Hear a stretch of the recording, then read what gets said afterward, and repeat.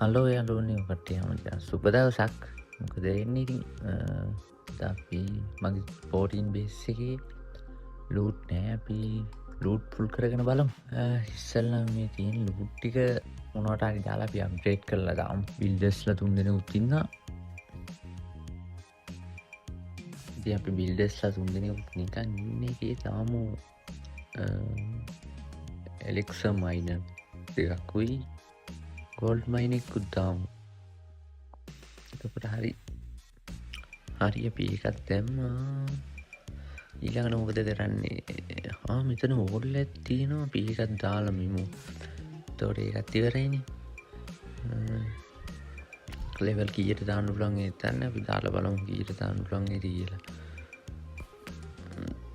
Level 10 එකකින් කරේ දාගන්න උන 10 නෙවෙයි 11 නේ. 11 වෙනකන් දාගන්න පුළුවන් වුණා.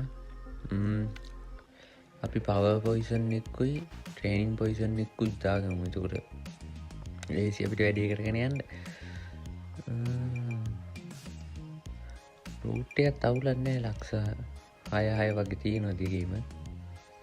දාලා බලමු අපි.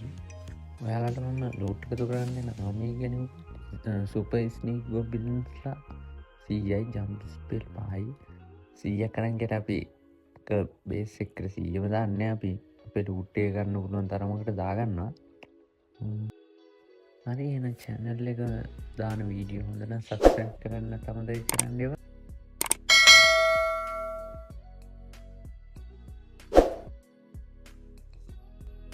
මේ කට්ටිය වීඩියෝ එක ගැන තියෙන අඩුපාඩු කමෙන්ට් කරන්න තමයි කරන්න එපා. ඒ වගේම මම මෙතනින් ජම්ප් ස්පෙල් එක දාගන්නවා. දෙපැත්තෙම දාගන්න ඕනද? එහා පැත්ත මේ පැත්තේ තියෙන මේ එලෙක්සර් මයිනර් දෙක කඩා ගන්න ඕනේ.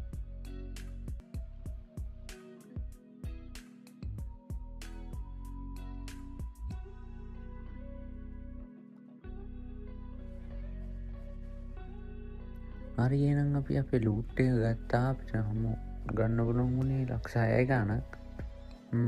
මැච් එකට ගිහිල්ලා ආපු ගමන් ආයෙත් ට්‍රේනින් ඉන්න දාන්න නැත්තම් නැති වෙනවා පස්සේ ස්නේක් ගොබ්ලින්ස්ලා. ඔය මේක හොඳ ලූට් එකක් තියෙන එකක් හොයාගෙනම තමා ගහන්න ඕනේ. මේකේ තවුලක් නෑ. 9 ගාණක් තියෙනවා ගෝල්ඩ්. ඒකට ගහලා බලමු. රස් බේස්යක් මං කොහොමත් සිල්වර් 2 ඉඳ මට කොහොමත් හම්බෙන්නේ රස් බේස් මේ විදිය බේස්. මේක පොඩි අවුලක් තියෙනවා. මේ විදියට සෙල්ලම් කරද්දී ඔය කට්ටියගේ සප්නම් ඉතින් බහිනවා. කරගෙන කරන්න දෙයක් නැහැ. දෙයක් ලබා ගන්න දෙයක් කැප කරන්නම වෙනවා. මෙතෙන් ජම්ප් ස්පෙල් එක දාන ස්ටෝ එක කඩා ගන්න. මෙතන මං දාන විදිය බලන්න. දෙපැත්තටම සෙට් වෙන්න තමයි දාලා තියෙන්නේ. මෙතන වෝල් එක ගාලා මම ඔයාලට රවුන්ඩ් කරලා පෙන්නන්නම්. මෙතන ජම්ප් ස්පෙල් යූස් කරද්දී AT යූස් කරොත් එහෙම AT තමයි යූස් කරන්න ඕනි. මොකද ජම්ප් ස්පෙල් අඩුවෙන් එතකොට යූස් කරගන්න පුළුවන්. මම මෙතන මේ සීගා මැෂින් එක දාන්නේ. මෙතන ස්ටෝරේජ් එකයි වෝල් එකයි ස්ටෝරේජ් එකයි ටවුන් හෝල් එකයි කඩා ගන්න. මට ඒක සාර්ථක වෙන්නේ නැහැ. එතන ස්ටෝරේජ් එක කරලා මගේ ප්ලෑන් එක උනේ ස්නේකි ගොබ්ලින්ස්ලා ටවුන් හෝල් එකට යවන්න. ඒත් මං දුර වැඩි එතන යවන්න. ඊට පස්සේ මම බලනවා ක්වීන් යවන්න. ක්වීන් ටවුන් හෝල් එකට නෙවෙයි යන්නේ. ක්වීන් වටේ යන එක තමයි ක්වීන්ගේ ජොබ් එකනේ. වටේ යන්නේ ක්වීන් වටේ යනවා. නැත්තම ක්වීන් ගමන් කරන්නේ මං බලාපොරොත්තු වුණු මාර්ගය නෙවෙයි. මං බලාපොරොත්තු වුණේ මාච ටවර් එකයි ගිහිල්ලා එතන හයිඩින් ටෙස්ලා ටවර් එක කඩලා එක්ස්බෝ එක විසාට් ටවර් එක එහෙම කැරකිලා ටවුන් හෝල් එක පැත්තට එයි කියලා. ඒ උනාට වැඩේ හරි ගියේ නෑ. මම ටවුන් හෝල් එක විනාශ කරන එක අතෑරලා දාලා මේ ඉවර කරා. මේකෙත් මන් ලූට් හම්බුණා ලක්ෂ 7යි ගාණක්.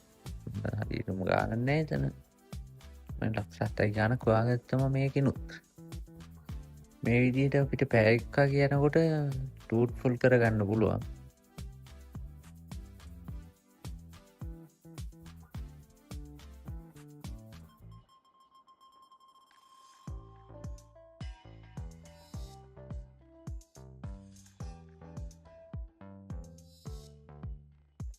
ඔයාලට මේ වගේ බේස් එකක් හම්බුනොත් නම් අතාරින්න නම් එපා.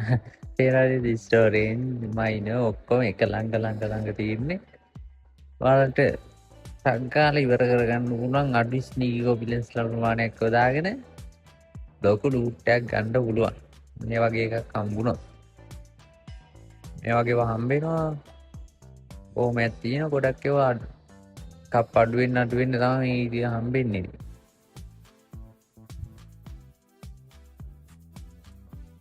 මේ විදිහට ලූට් වෙන්නේ ඉතින් කප් නම් අඩු වෙනවා. කප් ගැන හිතන්න දෙහිත බෑ ලූට් හොයන්න.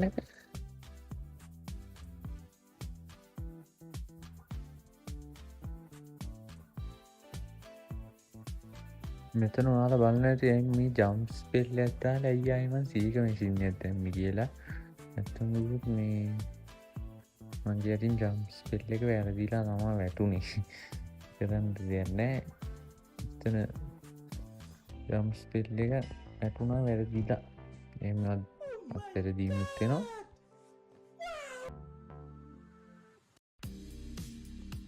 හරි මේ බේස් එකේ නම් ලූට් එක ටිකක් හොඳයි වගේ. බලමු අපි ලූට් එක සම්පූර්ණයෙන් ගන්න පුළුවන් නේද? මොනවා කරගන්න පුළුවන් නේද කියලා. ලූට් එක සම්පූර්ණයෙන් ගන්න පුළුවන් වුණොත් නම් ඉතින් උපිරියක් තමයි. බලමු අපි මොකද කරගන්න පුළුවන් කියලා. දැනට මයින් ටිකට ගහුවා. මේකේ පොඩි අවුලකට තියෙන්නේ ස්ටෝරේජ් ටික තමයි. ස්ටෝරේජ් ටිකට බලමු අපි මොකක්ද කරගන්නේ. එකක් නම් කඩා ගත්තා. ගෝල්ඩ් එක පොඩ්ඩක් එහා පැත්තෙන් තියෙන්නේ. මම හිතනවා අපිට පුළුවන් ලූට් එක සම්පූර්ණයෙන්ම නම් ගන්න බැරි වෙයි. යම් තාක් දුරකට ගන්න පුළුවන්. භාගයකට වඩා නම් ගන්න පුළුවන් සුවර්. සම්පූර්ණයෙන් ගන්න බැරි වුණත් භාගයකට වඩා ගන්න පුළුවන්. දැන්ට තරම් තියෙන්නේ. භාගයකට වඩා. බලමු. ස්ටෝරේජ් තියෙනවා දෙකයි. එහා පැත්තෙත් එකක් තියෙනවා.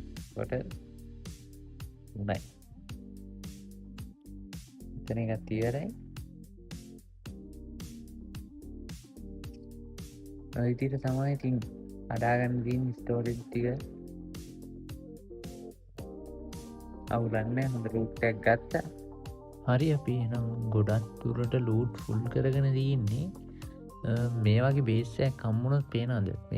මේක මේ ලූට් තියෙන ස්ටෝරේජ් වලට වඩා ඒවගේ තමයි ගොඩක්ම ලූට් ඉතුරුලා තියෙන්නේ. මොකද ස්ටෝරේජ් වලට ලූට් ගොඩක් වෙලාට නැහැ. මේ විදිහේ බේස් වල තෑරපු බේස් එකක්.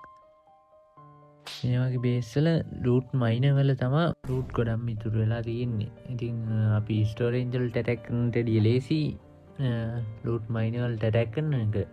මට නම් දැන් මේ ස්ටෝරේජ් එළියෙන් තියෙන ඉඳන් උඹට ඉතින් ඇටැක් කරනවා. නැත්තම් ස්ටෝරේජ් ඇතුලේ වගේ තියෙනවා නම් අපිට ලේසි මේ මයිනර් වලට ඇටැක් කරලා ලූට් ටික ටක් ගාලා ලේසියෙන් කලෙක්ට් කරගන්න පුළුවන්. මම දැන් මෙතන මේ ටවුන් හෝල් එකත් එළියෙම තියෙන ඉඳ ඒකටත් ඇටැක් කරා. හරි එහෙනම් අදට ගෙනාවු වීඩියෝ එක ඉවරයි. වීඩියෝ ක්ලික් කරලා ආවට ගොඩක් thank you. subscribe කරන්න නැත්නම් අමතක කරන්න එපා.